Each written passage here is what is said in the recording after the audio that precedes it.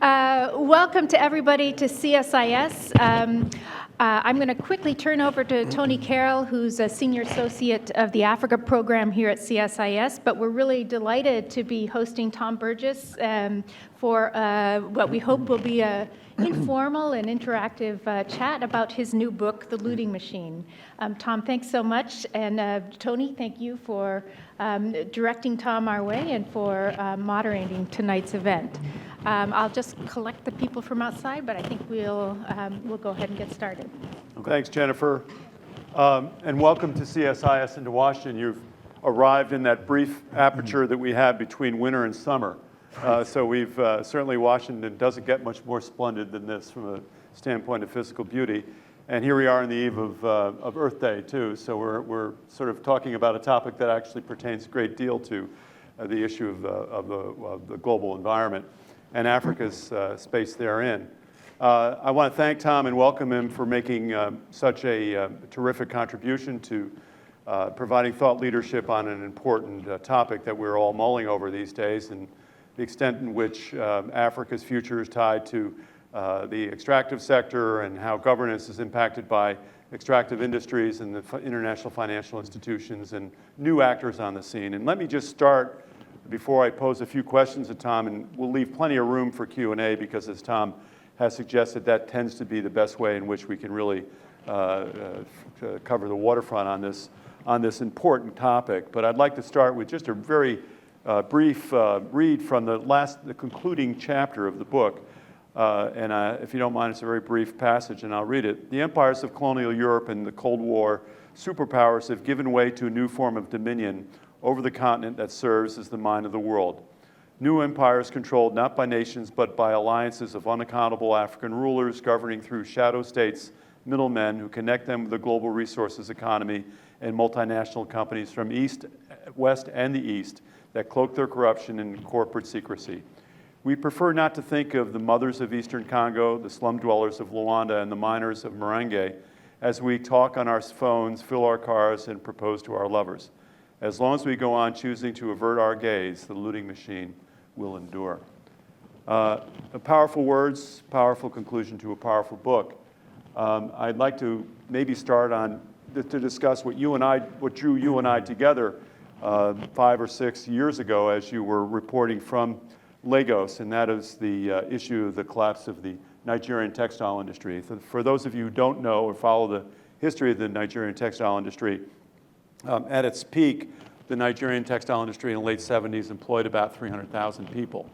The product that was most distinctive in Nigerians' production was this wonderful wax cloth that the African women adorned themselves throughout West Africa, and was not only an industrial complex and vertical and linkages to the agri-sector in cotton production and ginning and processing and dyeing, but it was also emblematic of the wonderful culture that Africa had, because many of these designs were drawn from the rich traditions of Nigeria.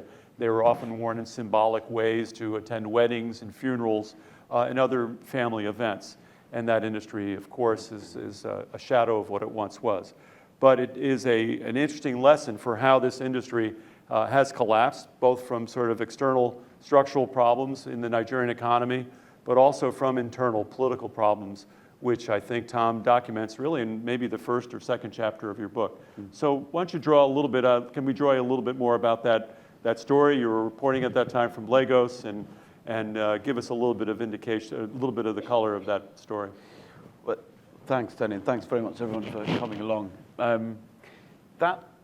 That story of Nigerian textiles started for me when I'd only been in Nigeria for about a week, and my editor sent me up to Kaduna. We were trying to do a special on the country, and I had literally no idea what I was doing, but I turned up in Kaduna, was introduced through a couple of friends to various people, met one Muhammadu Buhari, who was made his views known, and started to go around some of the churches, it was actually, and the sort of dilapidated old schools where a lot of these redundant textile workers were hanging out. It was a Sunday, and they showed me the big factories in the middle of Kaduna by the river, which were completely shuttered. There was one security guard on the inside and just lizards going in and out of the gates.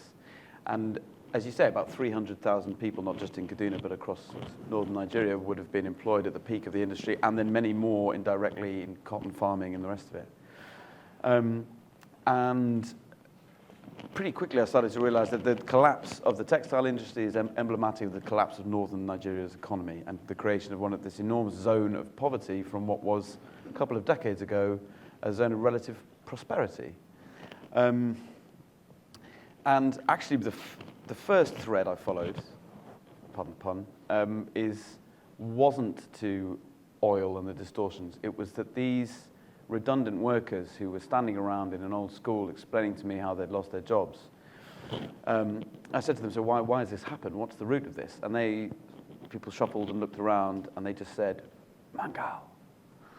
And I didn't know who this man was at the time, but over the years that followed and in the book, I've tried to piece together the story of this guy, Alhaji Dahiru Mangal, who is a big political donor. He funded Umar Yar'Adua's governorship campaigns and then presidential campaign. He's a big guy in the PDP, until recently the ruling party. And he was also, he ran the Hajj pilgrimage, he ran an airline, and he was also, behind all of this, one of the preeminent smugglers of northern Nigeria. He would truck in basically anything that anybody wanted. Textile imports are illegal. And yet they completely dominate the market. They have, I think, about 90% market share compared to the now withered local industry.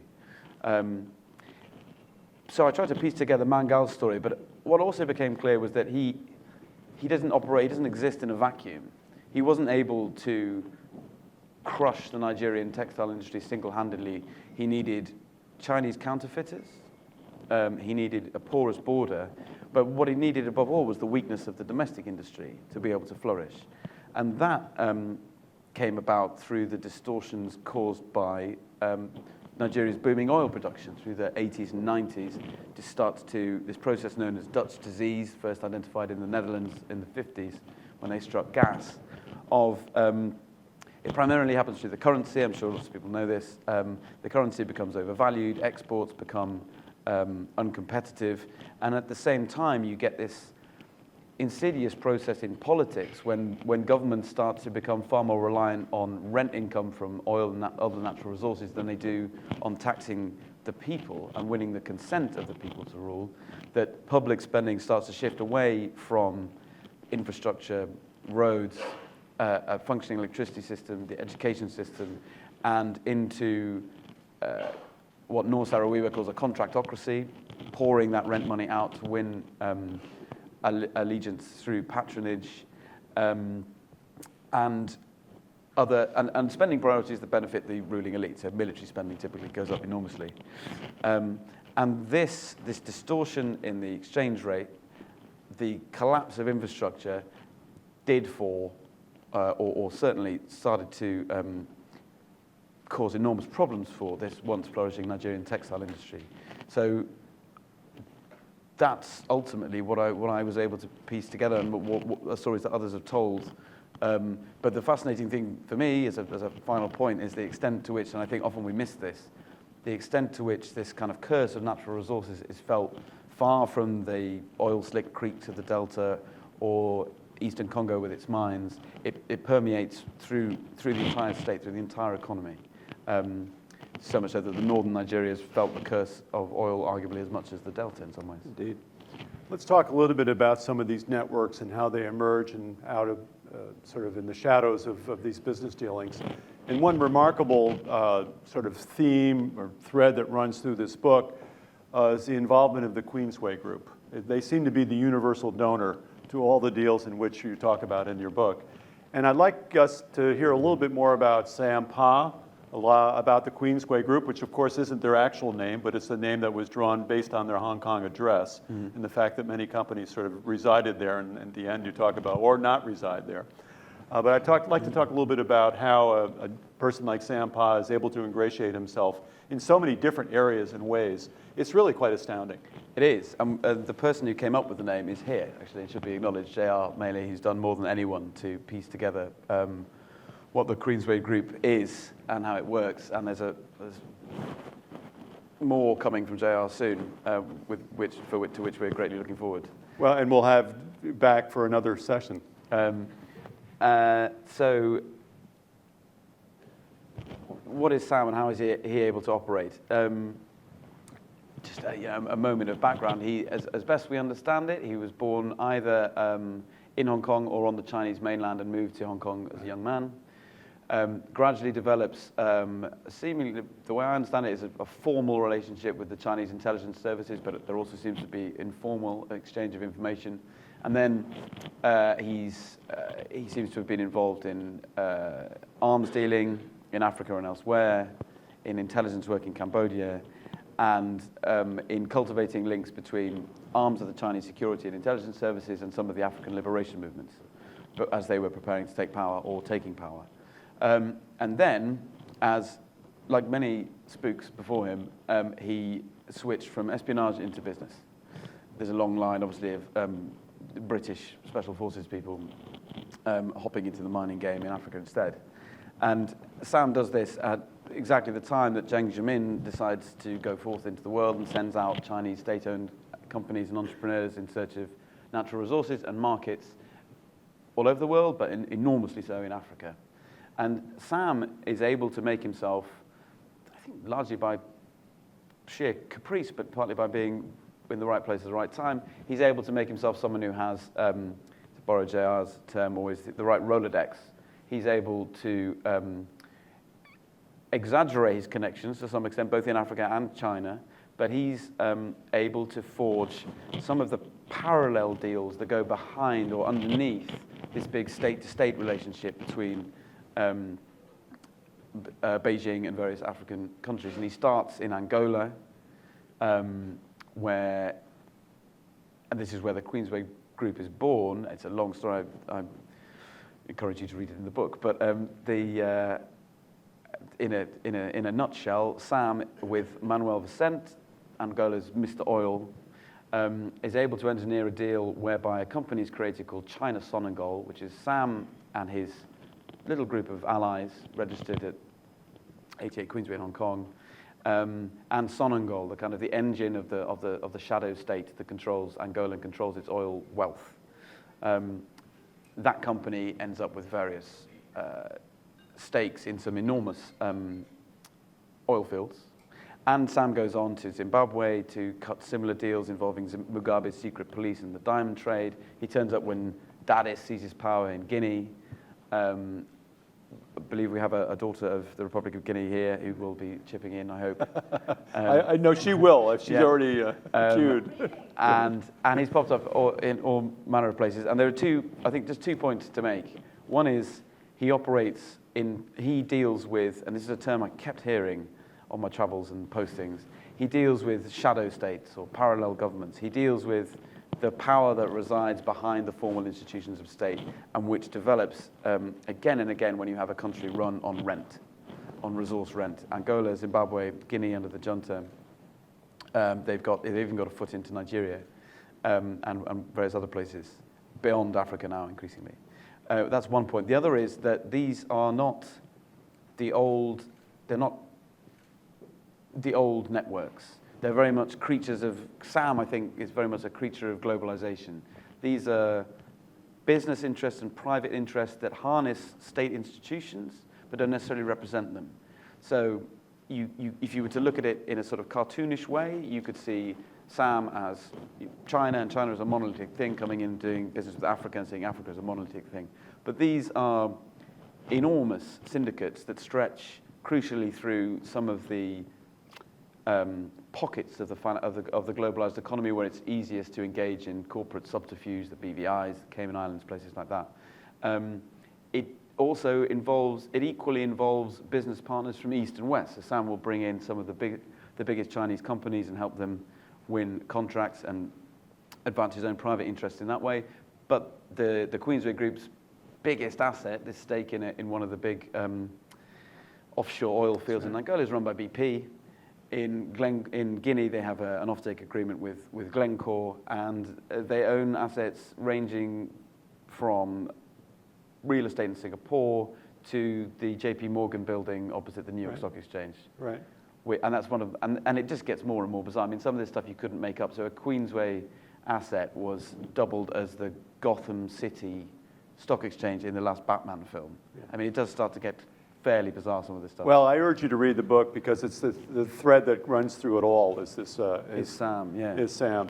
Of course, taking a page from Tiny Roland and perhaps Mark Rich and others who wore those or used those same strategies to enrich themselves in 2 generations before. For sure. And oddly enough, Mark Rich had mentioned what Glencore is, and of course Tiny Roland still is, I guess, the founder of Lawnmen going back many years. That's a great comparison, yeah. Yeah. So I think they knew how to play this game well before. Let's talk a little bit about lost potential, and I'd like to draw you a little bit on the Simandou project, which is a project Tiggy and I were talking about earlier. I first went to Guinea in the 1980s, and they were talking about the promise of Simandou back then. Mm-hmm. And we're still talking about the promise of Simandou, and it's still a very complicated history. Mm-hmm. Talk a little bit about why the country of Guinea has not been able to benefit from what is perhaps the largest undeveloped iron ore project in the world. Well, yeah, I mean, the chapter on the book about this borrows that old Swahili saying of when the elephants fight, the grass gets trampled. I think that's what has happened. I'll just make 2 quick points on that, really, before ceding the floor. One would be that, again, Simandou has been just tied up in layers of, in some cases, seemingly corruption, and in some cases of the enormous mismatch between multinationals and a resource-rich but relatively poor African country, and the extent to which the strategy of the former can so easily trump the strategy of the latter. Rio Tinto sat on that for a long time. They're still sitting on it. They are ostensibly moving towards bringing Simandou into production, but we've seen deadlines before Zoom passed. The latest one has just slipped again. Rio Tinto used to control the whole thing, now control half of it, southern half. The northern half was taken off them and given to Steinmetz's company. BSG Resources, to which Steinmetz is formally only an advisor, but he's also, it says in court papers, ultimately the main financial beneficiary, again through layers of complex corporate ownership. It's another long story, but basically it was a few months ago that Steinmetz's rights, BSGR's rights, were cancelled on the grounds that a inquiry had concluded that bribes were paid and offered to the former dictator's wife to secure those rights. And it's now tied up in, I think, a 7 or 8-way legal battle involving a criminal case in Switzerland, a criminal case in the US, civil cases on 3, possibly 4 continents. And the prospect of something like that emerging into production is remote. And I'll just make 2 points about that. One is the mismatch between, and it was Mahmoud Thiam who put this to me, I think, who was a minister about whom people have asked questions, but he was the minister under the junta of 2009, former UBS banker. He has his critics, and he has people accusing him of all sorts of things, but he put it fairly reasonably when he said, when the stock price of Rio Tinto or whoever else, Simandou is reflected, it sits nicely in their equity as a future project, regardless of how sincere they are about developing it. But obviously there's no such benefit for Guinea. But this is also one of the situations where you have this kind of catch-22 economics. The IMF and others have examined the possibility of if Simandou went up to full production, the amount of money that would flow into the treasury would be massively destabilizing. And this is the problem. The prize that people look for is an enormous rush of rent money. And yet you look around all of Guinea's neighbors, and an enormous rush of rent money has been catastrophically damaging. Right. So just to finish, I mean, the analogy I've sometimes found useful, and I thought I'd made this up myself, but it turns out it was in Steve Cole's book about Exxon first, but I'm going to claim this myself, my own anyway. If I said to you, Tony, look, I know you've had a hard time, I know you've lost your job, I know there's a hole in the roof, lots of mouths to feed, I have a lottery ticket here for you, which is worth $1 million. I can pretty much guarantee you, based on what we know happens to lottery winners, that you'll end up in rehab, you'll buy a fast car and you'll crash it. You'll get divorced. Everything will go wrong. And then you'll be broke. And then you'll be broke. But you want it anyway, don't you? And everyone, of course, takes a lottery ticket. And it's that, and that is the equivalent of bringing something, unless you're lucky, the lesson of the history of African resource states is almost exclusively, I would say, that when you have that rush of rent money, it causes far more harm than good. Well, it's a good segue to my next question, or sort of maybe series of questions, is on the issue of, okay, we've learned a lot of bad lessons, but there are some lessons that have been examples of where it's worked well. I think Chile has done well with its natural resources. Botswana certainly has done well. Namibia has done well. And so, there are examples of countries that have done better, and perhaps because of the peculiar institutional, ethnic, or historical context of each of these countries. And I think the major actors have changed. I think the Shell of 75 years ago is a different organization than it is now. Mm-hmm. I think new actors such as Cosmos and maybe Tullow are perhaps taking a different look at how they're integrating their activities into a more holistic or healthful way and to avoid some of these pitfalls and resource curse manifestations that we've seen. The question is, what does this pertain in the future? Do you think any of these initiatives like EITI, the Kimberley process, which you discuss in your book, make a difference? Do you think that the industry is changing? Do you think these relationships with the resource-rich countries are evolving to a new chapter? Lots of pressures on localization, value addition, building global value chains, integrating infrastructure to benefit larger communities or groups of people. What is changing? I mean, the fact is that Africa has resources. The world now, East and West, need those resources. How can we avoid some of the lessons or pain from the past? And are there any institutional actors such as EITI and the Kimberley process that might make this process better? So just 9 questions. Sorry. Yeah. I'd just make a couple of points. One is, I'm always slightly wary of Chile, Botswana, and Namibia. These are also the countries at the top of the Gini coefficient list. Yeah, they're some of the most unequal countries in the world, but yes, much more peaceful, for one thing, than elsewhere. On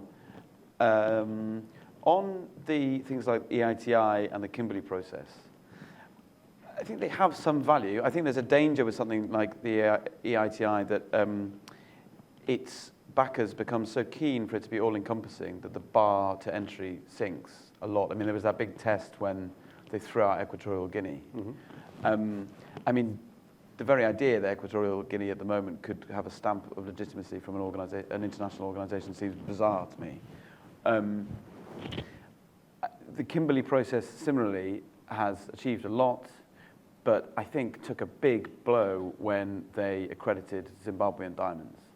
I mean, Zimbabwean diamonds flow onto the market. You can buy a Zimbabwean diamond in Antwerp. You can probably buy one in New York. And at the same time, you can go to Merengue, as I did, and you can sit and you can hear people tell you how their brothers are being beaten to death in effectively a torture chamber run by the military. Diamond base. The diamond base. Yeah, a terrifying place. So I think possibly what's required is the one thing I should always say is that I never think I'm in any position to tell 48 countries what to do, or even to begin to do anything like that. But I have tried to listen out to some of what I think are some of the most persuasive ideas. And I think one was repeatedly raised by Lamido Sanusi when he was the central bank governor of Nigeria, widely held to be a very impressive man, now the Emir of Kano, of course, and the man who exposed the missing billions in Nigeria. He often talks about something that's kind of gone out of fashion and has lots of critics, but he basically looks at the Asian tigers and he sees that they used, as European countries did 200, 300 years ago, they protected their nascent industries, and they used, as South Africa I think is trying to do, they used a beneficiation strategy. You just lock those minerals up within your country and you build up the value chain, rather as Botswana has done with the cutting and polishing. Value addition and the cutting and sorting and polishing that they have now in country. I think that's way, because I think for all these voluntary initiatives, fundamentally what needs to happen is that, to quote a guy who I mentioned in the book, who used to work with Tiny Rowland, an extraordinarily affable Nigerian called Richard Akerele. I mean, one late night I asked him, what is the future of Africa? And he said, face fell, and he just said Africa will be a mine and Africans will be the drones of the world. I remember that section. And this is, this is not some sort of post-colonial casual racist. This is a Nigerian, and that's a terrifying prospect for him and for a great many other people. So the way to break that, surely, is to broaden out these economies away from these enclaves of concentrated political and economic power into things like textile manufacturing, Right. into things like cutting and polishing in Botswana, or making catalytic converters out of platinum down in Port Elizabeth. Right. And the other thing is to enforce the law. I mean, there are very strong anti-corruption laws in the US. They're enforced pretty vigorously. There are new ones in the UK. There are very strong anti-corruption laws in Nigeria. There are there are in places like Tanzania, which is obviously going to be crucial to watch, a place that has built some strong institutions and now has the test of oil and gas to come.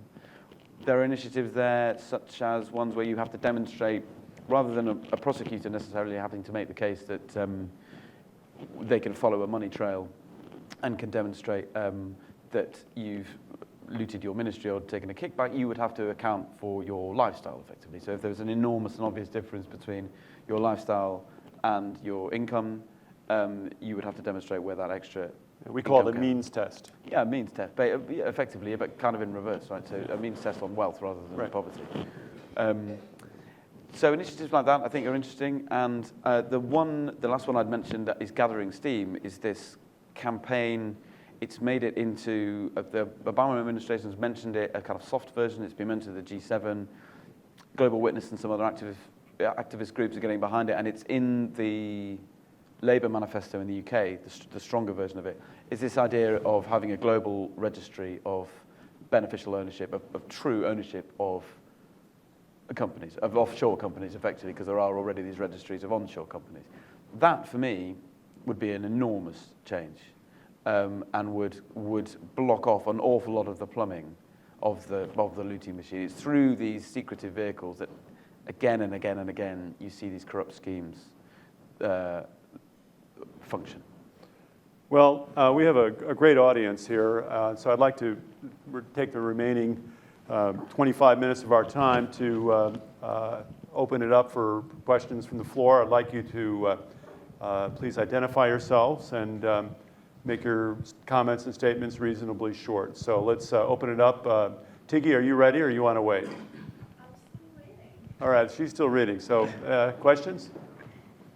Okay, Philip. We'll start with Philip. Thank I you. haven't read the whole thing. Philip, we got a microphone. We're being taped. Welcome back. Thank you. Michaela Wrong's review in the New York Times said that this is a challenge to the sort of notion of Africa rising. So you've got these two sort of like versions of the African economy. You've got this, which is basically bad guys making deals with the kleptocrats, and then a huge mass of poor people.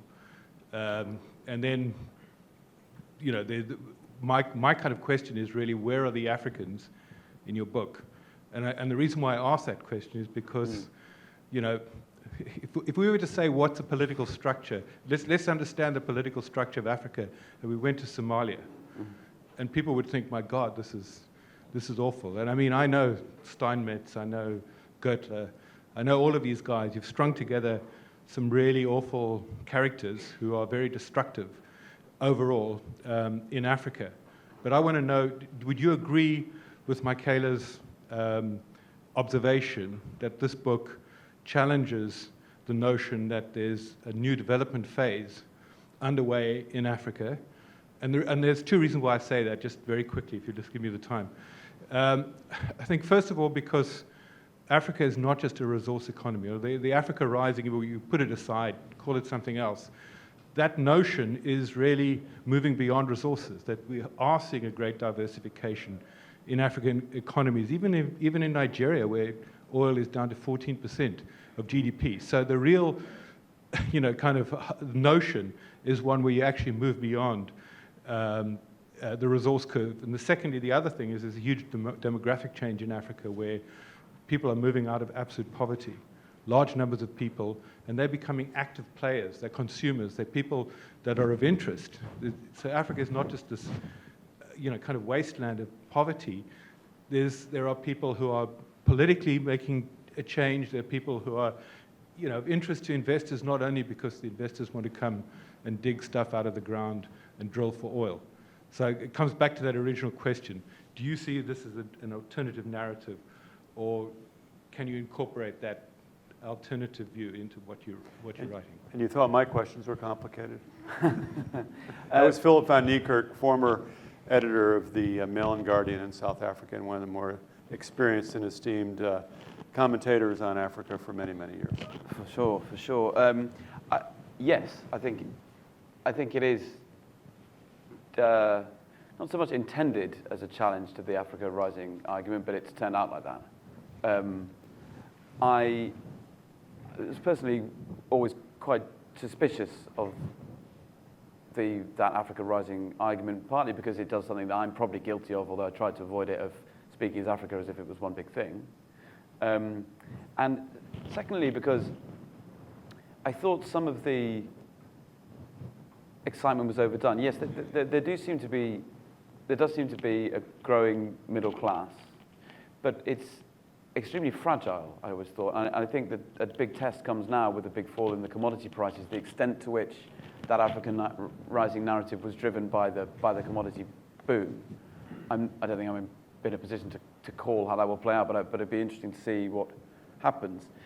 On Africa Rising being a sort of alternative, on the diversification of economies that we've seen being an alternative to the resource curse, I agree to some extent that certainly in places like Nigeria, places like Lagos, that are sort of managing to disconnect themselves in some ways from that rentier economy.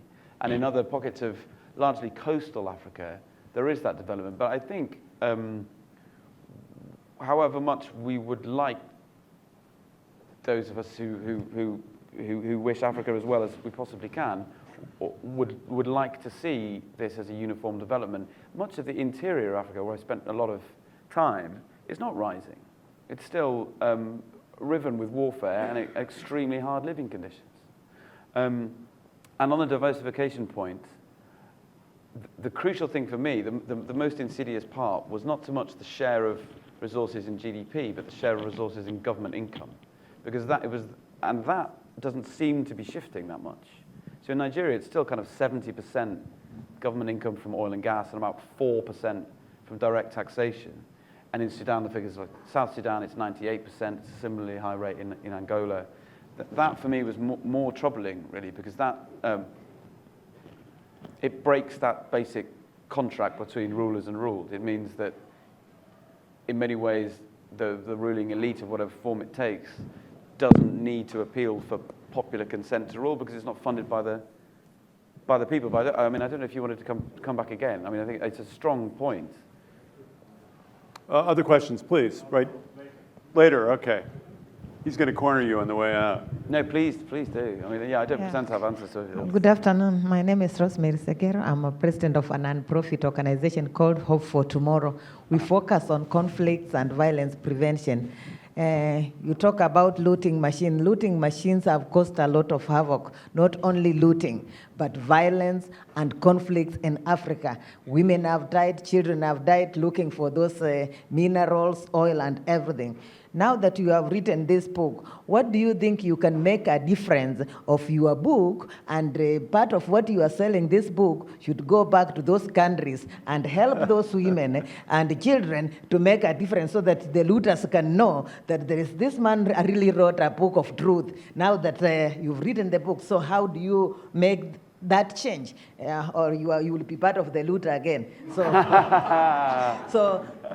thank you. First of all, I'd like to say there's a slightly mistaken premise at the start at the center of your point up here, which is that the idea that the book's going to make any money.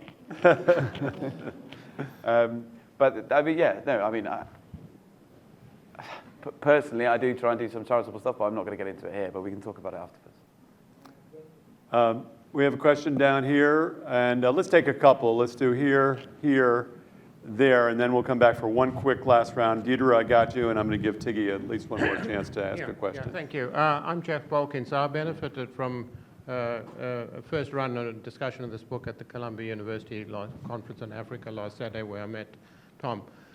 Being South African, I, of course, but have worked with the World Bank for 40 years, so but I've lived recently in Cape Town and grew up in Johannesburg, and I have some knowledge of the South African economy. And the question that has struck my mind is, South African mining companies have been through the same world down shocks and the collapse of oil, of commodity prices.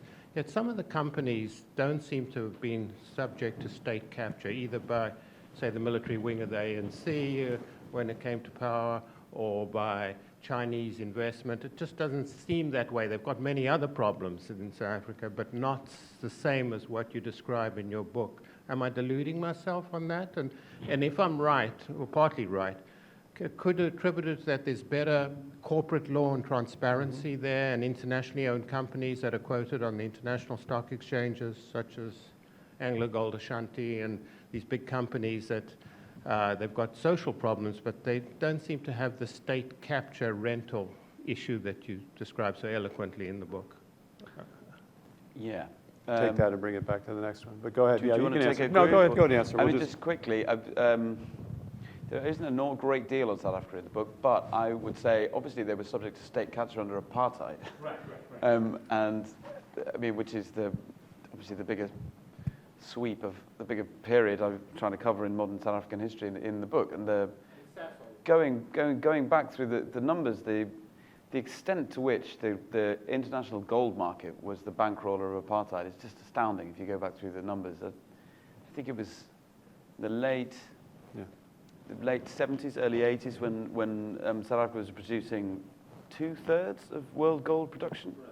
And that's what kept apartheid afloat. And there were tensions between the kind of the Afrikaans political side and the more English-speaking mining execs generally, but they made their tacit arrangement that the one would support the other.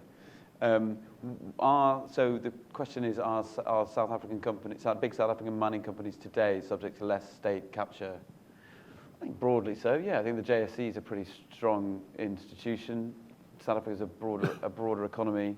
My one point would be that the sort of inequality indicators haven't really changed, have they, since 1994? For me, part of that is a model that's obviously next to impossible to in such a short period of time to make redress on the scale that's required. But part of the problem, I think, is, especially in the early stage of black economic empowerment, was just basically transferring sources of rent. So keeping a pyramid that was shaped as a resource economy, even though it is now broader, and just changing the color of some of the bricks at the top, rather than trying to widen out the pyramid. It's a good book to read on that topic is Steve Lewis's The Economics of Apartheid. And the reason that Botswana left the Rand Monetary Union in 1976 was in part because they felt that the diamond sales were in effect accruing to the benefit of the Reserve Bank of South Africa. And so Steve Lewis's recommendation to Kwet Masiri at that time, who was the Minister of Finance, was let's exit the Rand Monetary Union, and that way we won't be subsidizing apartheid. And in a way, Botswana did that and did that successfully. We got a question back there, and then we'll come over to Jennifer, and then Tiggy. Hi, Winslow Robertson, Cowries and Rice, China, Africa, consulting stuff. I'm really curious about the prospects of dismantling the looting machine, and I track Chinese finance in Africa, and I don't particularly blame Chinese money in Africa doing what any other foreign country does in Africa, but I want to know what the prospects are for the looting machine to stop, the incentive structures that might change, and whether you have a brilliant 10-point plan to stop it in the concluding chapter of your book. My brilliant 10-point plan, I'll read it to you now. No, I have no such thing.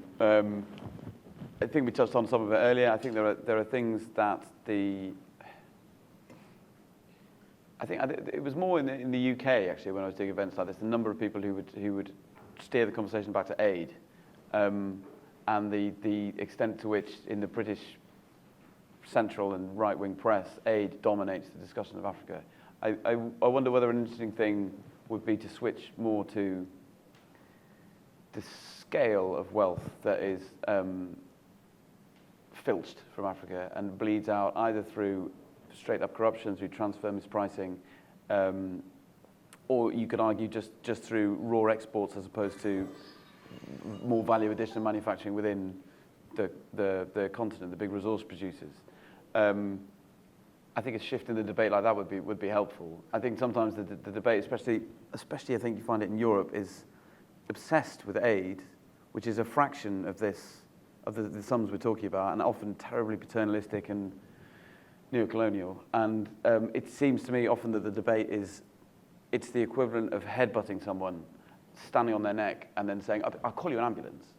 I mean, the structures of the looting machine are overwhelmingly, the plumbing is overwhelmingly outside Africa, and it's it falls under the falls beyond the regulatory power of African institutions.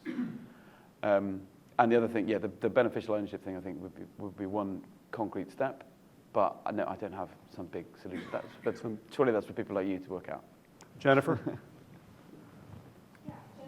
Cook with CSIS, and thanks for the talk. It was actually following on that, the question of the G7 initiative on tax transparency and beneficial ownership. And Kofi Annan had his the Africa Progress Panel, very good report a couple of years ago, equity in extractives. Equity in extractives, wasn't it? Yeah. But I just wonder what kind of traction is that initiative getting, and what is the venue in which to push that, and what kind of traction is it getting in Africa? Kind of global or regional or standards for beneficial ownership. I mean, what will get that done, kind of thing? Where is the place to push on that? One answer to that is to say read JR's report when it comes out soon. Two, I'm not sure about traction in Africa. I mean, it's not really an African. It's not really an African problem, right? Well, you do. Yes. I think Thabo Mbeki's report on trade mispricing is linked into that because it's the same vehicles that are used for tax dodges. I think, though, that also people, and this is all just anecdotal, really, from me on this stuff for now, but a lot of people in the various talks along the road have pointed to that recent the New York Times piece called "The Towers of Secrecy," all about real estate development in Manhattan, and how I think it was something like 90% of new construction in Manhattan is owned by offshore companies. And I suspect that people will start to twig to this kind of stuff much more if they can combine a sense of empathy with far-off countries that are being looted with the fact that their children can't afford to buy a house because a lot of looted Russian money or Nigerian money or wherever it may be is massively inflating the real estate market. They might own Rockefeller Center, but they can't get a house, right? Yeah, right. Yeah, I think that's where maybe some of it will come from. There's a woman I spoke to earlier at Global Witness. They're doing some work trying to raise the profile of it. The UK election, if it goes Labour's way, would be interesting to see how that plays out. I think the main division is between those who say we must have a registry, it must be global, and it must be public, and those who say, yeah, well, we'll try and have a registry country by country, but it'll be private, which rather defeats the point. It would be available to kind of law enforcement agencies and maybe one or two others, but it has to be the first option, surely, for it to stand any chance. We're gonna have two more questions. Okay, JR, you want to make a comment on that? Yeah, go ahead, and then I'm going to do Deirdre, and I'm going to leave the last word to my good friend Tiggy. Sure. Yeah, first, just a compliment to the book, Tom. I just finished it, and in addition Can you tell us who you are, JR? J.R. Maley, Africa Center for Strategic Studies. In addition to kind of mapping out the elite level networks and the John le Carré type storylines, what I was struck by was the ability to convey the sort of on the ground level storyline. The particular passage I'm thinking of is it's forbidden to piss in the park chapter, where you discuss stopping to relieve yourself on the side of the road and turn that into an eloquent discussion of how patronage networks work. And what struck me was, getting down to the ground level. If you were a reformer, if you were someone in civil society, if you were, someone who really wanted to make a difference in a resource-rich African country like Angola or like Eastern Congo, we talk about how the plumbing is outside of the continent. What would you do if you were in one of those countries and you wanted to make a difference? I mean, the trial of Rafael Marques de Moraes is this week. I mean, he's one of the most renowned anti-corruption campaigners on the continent, and he's facing something like 16 libel charges. So what pathways are there for folks in Africa, in resource-rich states, to sort of make a difference, and where can people start if they want to move the needle a little bit? Thanks. Thanks, man. Do we do that one or do you take? Why don't we take a couple? Deirdre, you go next, and then I'll leave the last one for Tiggy. Yeah, Tom, my name is Deirdre Lepin, and I've been a correspondent of Tom's for quite a long time on Nigeria and Africa in general, and it's such a pleasure to see him today. Yeah, lovely. I must confess I haven't read the book yet, but I very proudly own now an autographed copy, so I'm delighted. My question is a very hard and naive question all at the same time. In your investigations of Nigeria, have you come to any conclusions about why no one will tackle or is willing and able to tackle the massive oil theft in the Niger Delta? Oh, okay. Can we take one more while I try and work out what Tiggy, on earth I'm going to say yeah. to that? Tiggy, I'm afraid we're going to have to see him later. Go ahead, Tiggy. Yeah, okay. Did it take you 2 hours to get here? Well, Yes. hope it doesn't take you 2 hours to go home. All right, I'll give you a last word, but it's going to have to be short, okay? For me, it would be both a comment and a question. Yeah. So I will Tiggy, say... when you tell us who you are. Oh, my name is Tiggy Kamara. I am the founder and CEO of Tiggy Mining Group. So this book actually hits right back home regarding the mining sector in Guinea. So the Simandu case has had like good and bad impact on the mining sector in Guinea. Good one that the government has finally taken steps about trying to face people that they think are not doing things the right way. People that are looting, like you said, Africa or, our economy in certain ways. The review of past contracts. Exactly. Yeah. But the other part is, it's not just putting it out there. It's not just attacking one particular company, because I'm sure there are many other companies in Africa, specifically in Guinea, that have acquired licenses, major companies or major licenses, but not doing nothing. Just sitting on there and then making money. But the impact that it has, the negative impact for like someone like me, in the junior mining company, it has made it like very, very difficult for us, for example, to find the right type of partners, because all of a sudden they think, oh, the government now is not really, they're not protecting interest. They have big companies like, Vale and then BHP and so forth. All of a sudden now they could take their licenses, so what will they do to us little investors, So the most important thing was to find a way to sending out the message. And I think it was the way the message was sent that is not right. Because if we go a little bit deeper, somewhere they will say, this was not only about looting Guinea's economy. Somewhere they were saying that it was something that was between Benny Steinmetz and Mr. Soros, or whoever his name is. So it was something, it was like a personal vendetta, and then poor Guinea is caught in the middle of it. And with that, all the different companies that really want to develop the economy. So having done so many research, what type of advice will you give African government in about how now to remedy to this kind of a looting problem? What can it be done? I think we'll let you go ahead with those. Maybe in reverse order. Yeah. So obviously the BSGR's approach from the beginning, when it realized it was under review, has been to try to push a completely alternative narrative, which is a conspiracy between Alpha Condé, George Soros, assaulted other people, for which, from what I've seen, I don't believe is the case. There doesn't seem to have been a significant body of evidence to show that that is what really happened.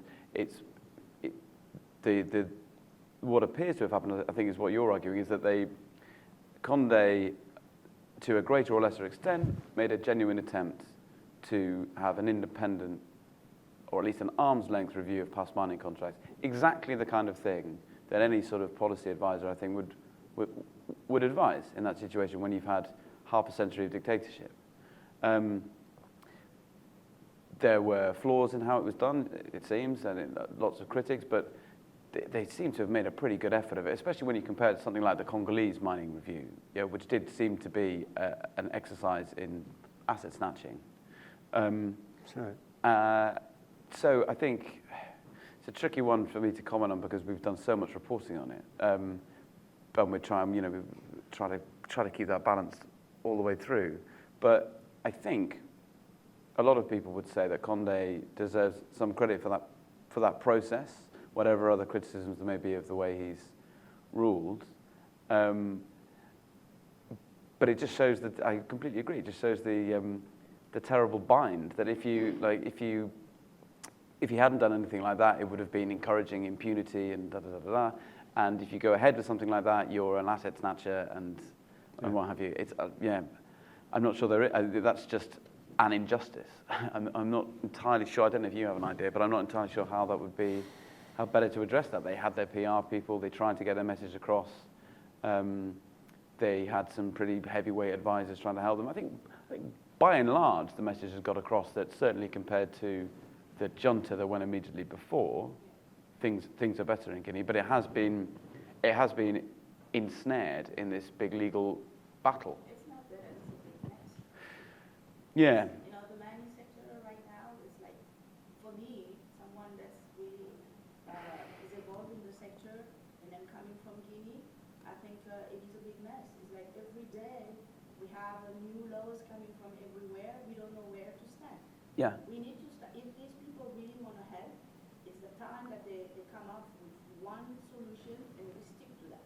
We cannot come with one now and then 2 months later is another one.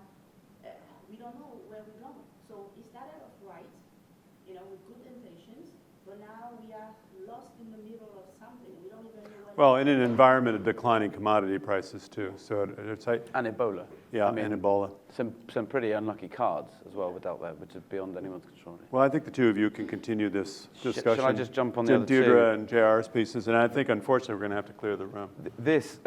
I think this comes back to something that was mentioned earlier about where are the Africans in this book. There are quite a lot of them, but I think the question was more to do with where are the kind of the Africans who aren't the finance minister, right, or the people you might bump into at a roadblock in Eastern Congo, and that's something I did try to grapple with of what it's like to live under this kind of a sort of political economy that's distorted by rent, and it's again and again. You could see this tension almost physically in people, especially when I was living in Lagos or down in the Niger Delta, of people who would, like that guy on that roadblock with his AK-47, who would clearly be aware that their actions, their imposition in that case of a kind of basically bogus roadblock to tax a little piece of the road, were part of a broader malaise in someone like Congo or the Delta that is perpetuating the curse for their children ultimately. But you're faced with this terrible dilemma of, do you make your peace with the system or stay locked outside it and stay locked outside the one kind of, to take your point, not across Africa, but in many of these resource areas, the one real pocket of wealth. On what to do, hip-hop, I would say. So Raphael, you mentioned in Angola, he's written about Explosivo Mental and other rappers in Angola, this kind of vanguard of resistance.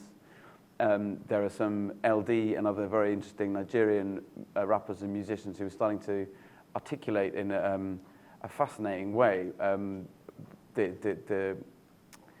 at least the anger with the kind of oil trap that they found themselves stuck in. There's links between the uprising in the coup basically in Burkina Faso and hip hop and Sierra Leone and the anti-corruption movement in Senegal and the protection of the democratic process. So I would say if you want to make a difference, learn to rap. And I think the Nigerians invented that approach a few years ago, didn't finally, they? well, I Femi mean, Kuti, right? it works here. Yeah. And why is oil still stolen in the Niger Delta? Because you keep running the racket, Deirdre. Because in a sentence, I think the worrying thing is that there's weirdly an alignment of interests. It suits I'm not sure it's necessarily always conscious, but it suits the interests of the multinationals and increasingly the local Nigerian companies operating onshore in the Delta for some chunk of that oil to be stolen. It's an informal version for me of like a formal local content policy. Right. Everybody says that they're losing, but actually all those key interests, formal, informal, violent, non-violent, are their interests are aligned. Look, there's a lot of things in this book that we haven't reached, including the personal toll that this took on your own life and how you had to recover from an extraordinarily intense period of time. But I'd like to welcome you back another time. Wish you much success, continued success with this book. I know that you're a young man onto great things, and hope that we'll cross paths again. So will you join me in giving Tom a round of applause? Thanks very much.